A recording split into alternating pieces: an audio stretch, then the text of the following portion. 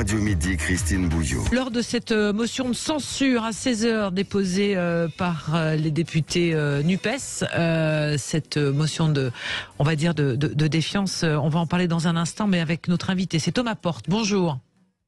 Bonjour. Député La France Insoumise de la 3e circonscription de Seine-Saint-Denis. Avant de s'intéresser à cette motion que vous avez déposée cet après-midi, qui sera examinée à partir de 16h, si j'ai bien lu, j'aurais voulu vous entendre sur l'info de cette fin de week-end, en tous les cas début de semaine, sur les révélations des Uber Files, Thomas Porte, les moyens colossaux déployés par la firme californienne pour tout simplement faire pencher la loi de son côté. Sont des révélations de nos confrères du Monde, de ce consortium international de journalistes qui ont épluché les documents internes de chez Uber. J'avais envie de vous poser une question parce que tout le monde effectivement dénonce un scandale, et notamment du côté de la gauche, ce qui est votre cas. Faire pencher, finalement, tout faire pour faire pencher la balance de son côté. Il n'y a rien de plus naturel, je dirais. Ce qui est pas surprenant, c'est les moyens que mettent Uber pour aujourd'hui faire passer leurs revendications et essayer de contourner la loi. Ça, c'est pas surprenant parce que des lobbyistes dans tous les secteurs, vous avez raison, il en existe. Le véritable scandale, c'est que ça soit au plus haut niveau de l'État et que Emmanuel Macron, qui était ministre de l'économie, joue contre le gouvernement en plus dans lequel il était membre. Donc c'est ça le scandale. Et on voit qu'il y a une toute-puissance parce que au-delà du fait que Emmanuel Macron ait sollicité des députés pour leur passer des amendements clés en main pour contourner la loi, on voit quand même que le patron d'Uber envoie un texto à Emmanuel Macron le jour des perquisitions dans le siège d'Uber où il y a des questions d'évasion fiscale pour demander l'aide de l'État. Donc on voit qu'il y a un mélange des genres qui est absolument pas acceptable, et véritablement qu'un ministre de l'économie qui est aujourd'hui président de la République ait aidé Uber, dont on connaît le modèle social, dont on connaît la casse sur le code du travail, dont on connaît tout ce qu'il entraîne derrière comme dangerosité pour celles et ceux qui y travaillent. C'est un véritable scandale, et je crois qu'Emmanuel Macron doit s'expliquer. Il ne peut pas rester silencieux sur les révélations et sur le travail incroyable des journalistes qui a été fait. Vous dites qu'il doit s'expliquer quand, comment, à l'occasion du 14 juillet? Il doit prendre la parole normalement. C'est pas moi qui vais dire à Emmanuel Macron la forme qu'il devra utiliser pour s'exprimer. Simplement, aujourd'hui, on a un certain nombre d'éléments sur la table. On voit ce qui s'est passé, et au-delà de la gauche, d'ailleurs, les citoyennes et les citoyens qui regardent ce qui se passe attendent du président de la République qui s'explique. On ne peut pas continuer comme ça avec un président qui enjambe tous les débats et tous les sujets qui arrivent devant lui quand ça ne lui plaît pas. Aujourd'hui, il y a des questions qui se posent. Pourquoi Emmanuel Macron a aidé Uber? Quel a été son rôle pour les accompagner dans le fait qu'il tente de contourner la loi? Qu'est-ce qu'il a fait quand il y a eu les perquisitions au siège d'Uber? Ça pose un certain nombre de questions. Si aujourd'hui Emmanuel Macron a fait ça quand il était ministre, de quoi est-il capable en tant que président de la République? Ça interroge sur son rôle, et quelque part, depuis le début, on sait que c'est le porte-parole des plus riches, c'est le porte-parole des multinationales. Mais Emmanuel Macron est-il un président de la République ou est-il un lobbyiste? La question, elle est posée aujourd'hui avec les nouvelles révélations. On rappelle que ça s'est passé quand il était à Bercy. C'est la période 2014-2016 qui a été épluchée par nos confrères, par nos confrères du Monde notamment. Mais je dirais, il n'y a rien de répréhensible en soi aujourd'hui de cette pratique. Mais écoutez, il y a peut-être rien de répréhensible, mais c'est une question politique qui est posée. C'est pas est-ce qu'Emmanuel Macron a violé la loi quelque part. S'il l'avait fait, je pense que les journalistes l'auraient révélé et le scandale serait encore plus énorme. C'est aujourd'hui une question politique. Est-ce qu'aujourd'hui on peut accepter qu'un ministre du gouvernement à l'époque de François Hollande, et quel que soit le ministre d'ailleurs, aide les lobbies comme c'est le cas avec Uber? Qu'il y ait des discussions avec les différents interlocuteurs et interlocutrices, ça a toujours été le cas et ça sera toujours le cas. Mais là, Emmanuel Macron, il a poussé, ça a été le porte-parole d'Uber au sein d'un gouvernement qui, justement, à l'époque, essayait de mettre un cadre réglementaire pour éviter les dérives qu'occasionnait le modèle social d'Uber. Donc c'est ça qui pose la question, c'est qu'aujourd'hui, Emmanuel Macron a été le porte-voix et a mis quelque part les services du ministère de l'économie et des finances au service d'Uber pour faire avancer la cause d'Uber. C'est ça le problème politique qui est posé par les révélations du Monde. Je vous pose la question, Thomas Porte. Alors, volontairement, je vous provoque, évidemment, mais pour essayer de comprendre aussi qu'est-ce qui se cache, ou en tous les cas, qu'est-ce qu'on doit comprendre derrière toutes ces révélations. Est-ce que c'est pas non plus la force de persuasion? Parce qu'il y a quand même un Parlement, il y avait quand même des moyens de contrecarrer. Uber est arrivé à ses fins, visiblement. Donc il y a quelqu'un qui a failli, mais qui exactement?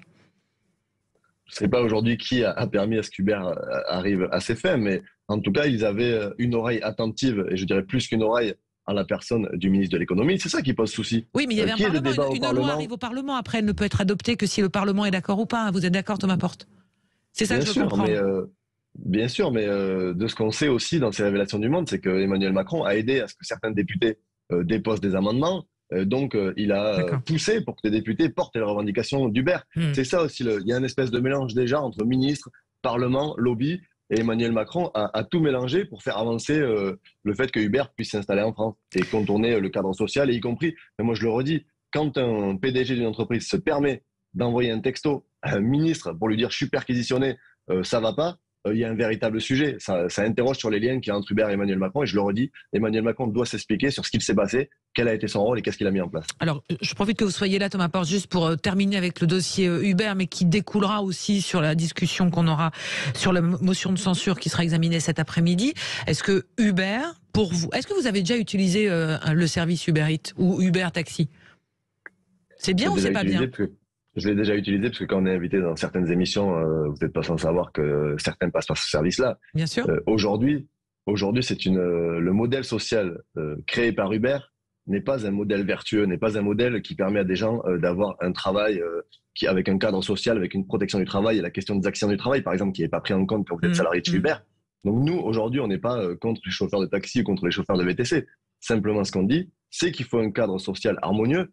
Et puis, au-delà des conditions de travail, Uber a été épinglé pour des questions d'évasion fiscale, de fraude fiscale et de fraude à grande échelle sur les impôts. Et il y a un certain nombre de pays qui ont interdit l'utilisation d'Uber et qui mettent un cadre très strict. C'est ça qui se pose comme question. On n'est pas contre Uber parce qu'il faut être contre Uber parce que ça ne nous plaît pas. C'est parce que derrière, il y a un modèle social qui est extrêmement dangereux, qui fait croire que ça va être les emplois de demain et que c'est grâce à ça que tout le monde va sortir du chômage. Non, ce sont des sas de précarité. Des gens sont dans des conditions de travail très difficiles. Écoutez les témoignages des chauffeurs Uber, quand ils racontent leur quotidien, qu'ils doivent multiplier les courses, qu'ils sont rayés du jour au lendemain de l'application, par exemple, parce qu'ils n'ont pas respecté certaines conditions de leur employeur. Donc voilà ce qu'il y a derrière Uber. C'est le modèle social que porte cette société qui est problématique. Oui, la question du salariat, puisque plusieurs plateformes ont déjà été retoquées. Je parle des plateformes de livraison qui devront salarier on va dire leurs livreurs, notamment les livreurs à vélo. Donc on voit bien aussi que les contre-pouvoirs peuvent exister, mais c'est un peu plus long que dans l'autre sens. Donc il y a peut-être des choses à améliorer de ce côté-là. C'est d'autant plus long que quand vous avez un porte-parole qui a été ministre de l'économie et des finances, c'est plus difficile pour celles et ceux qui se battent, mais vous avez raison. Certaines plateformes ont été condamnées parce qu'il y a la question du salariat et du travail déguisé derrière. Quand vous employez des gens, ce sont des salariés, donc il y a des cotisations, il faut participer aussi au modèle de solidarité, et c'est tout ça que pose la question aujourd'hui de ce qu'on appelle le phénomène d'ubérisation, qui va bien au-delà d'ailleurs des VTC, et qu'on voit s'étendre un peu partout dans la société, et qu'on combat parce que les salariés ont droit à une protection de haut niveau et des conditions de travail décentes. Alors, on en vient, Thomas Porte, je rappelle, donc vous êtes député de la France Insoumise de la 3e circonscription de Seine-Saint-Denis. Cet après-midi, donc, examen. Vous entrez dans le vif du sujet, après toutes les notions de protocole et d'entrée en vigueur de la législature. Donc, la motion qui est déposée cet après-midi. Est-ce qu'il y a aucune chance qu'elle passe? Écoutez, il y a peu de chances effectivement qu'elle passe, mais nous, on ne l'a pas présentée d'ailleurs comme une motion de censure, on l'a présentée comme une motion de défense. Et moi, je le rappelle à chaque fois. Oui, d'ailleurs, vous parlez de motion de défiance plutôt que motion de censure, oui. C'est la sémantique qui est importante.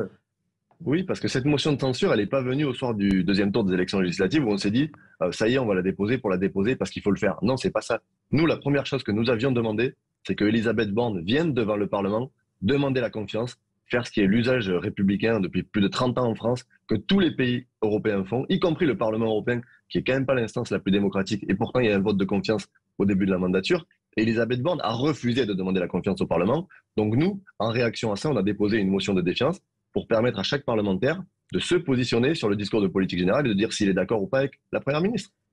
Je vous comprends pas bien parce que ça, il y a eu cette possibilité de s'exprimer à la suite de la première ministre lors de son discours. On a écouté Mathilde Panot, on l'a tous entendu, donc on a bien vu comment les groupes se sont positionnés. Il y a eu des prises de parole des responsables politiques, effectivement, vous avez raison, oui. Mais il n'y a pas eu de vote des 577 députés pour que chacune et chacun, en responsabilité, disent ce qu'ils pensaient du discours de la Première ministre. C'est ça qu'on demande. Et puis il y a aussi quelque chose qui est du respect de la démocratie. Elisabeth Borne, son pouvoir, il lui est confié par le président de la République. Et il y a aujourd'hui un Parlement, et il est légitime qu'elle vienne demander la confiance au Parlement suite au pouvoir qui lui a été donné par le président de la République. C'est d'usage républicain, ça acte simplement le fait que ce gouvernement n'a pas de majorité à l'Assemblée. Bon, et il n'y a pas de majorité mais politique. ça, c'est de la pour Emmanuel politique Macron. fiction, Thomas Porte, vous le savez très bien. Vous faites ça aussi parce que ça vous permet d'occuper l'espace médiatique, non?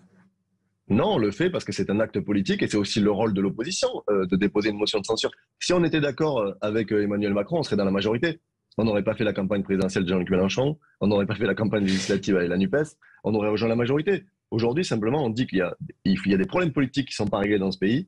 On a une première ministre qui ne veut pas demander la confiance.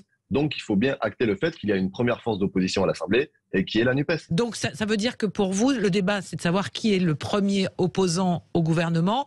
Ce débat, vous l'avez en interne aussi à gauche, puisque je prends Valérie Rabault, elle n'est pas d'accord avec cette position que vous prenez. Bah écoutez, je crois que pourtant, sur l'ensemble des députés qui sont membres de la NUPES, il y en a un qui n'a pas signé la motion de censure. Donc, on voit que ça fait quand même une très large unanimité. Et nous sommes, et je le redis ici, la première force d'opposition, parce que pour nous, depuis que ça a commencé, la mandature, il n'y a pas eu de compromission. Je rappelle que c'est quand même la République En Marche qui a voté pour faire élire 2 vice-présidents d'extrême droite à l'Assemblée nationale. Et l'extrême droite ne dépose pas de motion de censure, alors qu'elle pourrait le faire, parce qu'elle a le nombre de députés nécessaires. Oui, mais enfin, vous avez la présidence de la Commission des Finances, qui est quand même d'un poids considérable en termes de, on va dire, de maintien de pression sur un exécutif. Bah, nous, on ne le voit pas comme un maintien de pression, on le voit comme un rôle politique. Et effectivement, la commission des finances autour d'Éric Coquerel se mettra au travail sur des sujets très sérieux. On a déjà demandé une commission d'enquête sur les cabinets de conseil. On travaille sur l'évasion fiscale. Mais cette motion de censure, c'est pas une opération de communication, c'est véritablement une riposte politique au fait que la première ministre n'ait pas demandé la confiance. Il ne faut pas inverser les choses. C'est pas une motion dogmatique, c'est simplement une réponse au fait que la première ministre vienne devant les parlementaires, fasse un discours parfois de provocation où elle parle de la retraite à 65 ans alors que personne ne veut de cette retraite dans ce pays et elle ne demande pas la confiance. Donc il faut bien acter le fait que ce gouvernement ne demande pas la confiance, est minoritaire dans l'opinion publique. Et je le redis, Emmanuel Macron a aussi été élu par défaut face à Marine Le Pen. Donc il faut que ces gens-là fassent un peu preuve de retenue et concertent le Parlement et acceptent de demander la confiance, ce qui n'a pas été fait et c'est pas sérieux. Est-ce que vous pensez que là, à l'aube de l'été, démarrer cette législature par cette motion, alors qu'on se pose des questions de pouvoir d'achat, est-ce que c'est pas du temps perdu, très sincèrement? Est-ce que voilà, l'opposition se situe simplement à ce niveau-là, ou vous aviez d'autres possibilités pour finalement peser sur le choix de la politique du gouvernement? L'opposition, elle se situe à plusieurs niveaux. Il y a cette motion de censure, vous l'avez dit, et c'est absolument pas du temps perdu. C'est une riposte politique, je le redis. Et puis, il y a aussi effectivement le débat sur le pouvoir d'achat qui va s'ouvrir. Et comme nous, on n'est pas simplement dans l'opposition, on a aussi déposé une proposition de loi sur le pouvoir d'achat avec le gel des loyers, l'encadrement des loyers, le SMIC à 1 500 €, le blocage des prix. Donc, il y aura aussi des discussions dans l'hémicycle avec un Parlement qui est très divers aujourd'hui. Donc, nous verrons et vous allez le gouvernement multiplier les motions de censure comme ça sur chaque texte ou pas? Non, mais on se dit pas aujourd'hui qu'on va mettre une motion de censure sur chaque texte. On regarde ce qu'il y a dans le contenu du texte, ce que le gouvernement propose, ce que nous on propose comme amendement, ce qui est retenu ou pas, et on évoluera en fonction de ça. Il n'y a pas d'opposition frontale parce que c'est Emmanuel Macron. Il y a une opposition et des désaccords sur le contenu des choses et sur le fond des lois qui sont proposées. Dernière petite réaction, je vous la livre comme ça. Le préfet Didier Lallemand va quitter ses fonctions le 20 juillet prochain. Enfin, vous dites? C'est une excellente nouvelle et oui, c'est pas trop tôt. Enfin, on a vu récemment tout le désordre qu'il a organisé, notamment au Stade de France, la maltraitance des manifestations à Paris. Ça fait des mois qu'on demande le départ de Didier Lallemand. Je crois que c'est une bonne nouvelle et on trouvera peu de personnes pour ne pas se réjouir de son départ. Merci beaucoup d'avoir été avec nous ce midi sur Sud Radio. Thomas Porte, député La France Insoumise, donc 3e circonscription de Seine-Saint-Denis. Et cette motion sera donc examinée cet après-midi. On rentre dans le... ils arrivent avec leur cartable finalement, Augustin. Oui, puis monsieur le député m'a fait 2 parfaites transitions, puisque la hausse des salaires, on va en parler. Pourquoi ça bloque? On en parle dans un instant. Et puis vous nous appelez au 0826 300 300. Nous aurons un haut représentant syndical des taxis, qui n'a d'ailleurs pas été très surpris des conclusions de l'enquête publiée hier dans la soirée au sujet des Uber Files. Vous nous appelez au 0826 300 300.